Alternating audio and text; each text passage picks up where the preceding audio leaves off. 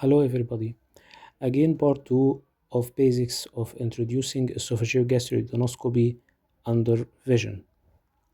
Completing the first part, while passing through the esophagus and get the lumen usually in the central point of the screen, which is a very important point in order to make your scope stable and also to assess the whole quadrants of the examined parts.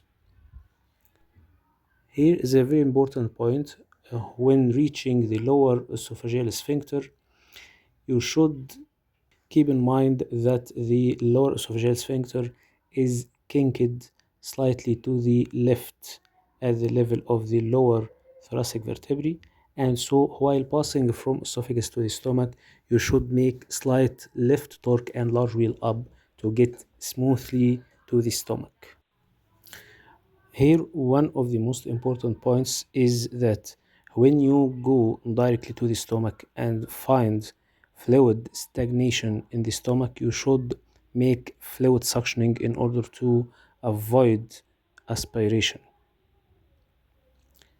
The second step is that to get the scope right torque in order to make the lesser curve at 12 o'clock and greater curve at 6 o'clock, and then go directly to the antrum of the stomach. At this point, you should get the pyloric sphincter slightly at 6 o'clock below your scope, and you make slight large wheel down to get directly into the first part, duodenum. Then, after entering the first part, duodenum, you will push your scope slightly to reach the junction or angle between D1 and D2.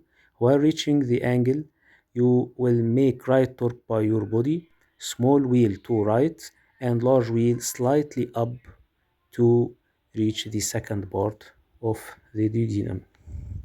Very important here is to assess the major duodenal papilla, as most lesions like hemophilia, papillary adenoma, papillary ulcer, distal cholangiocarcinoma may be the definite diagnosis during esophageal-gastroduodenoscopy. After assessing the major duodenal papilla, slight pull back of the scope while making left torque and torque with your body in order to maintain the scope inside the duodenum and avoid rapid withdrawal to the stomach.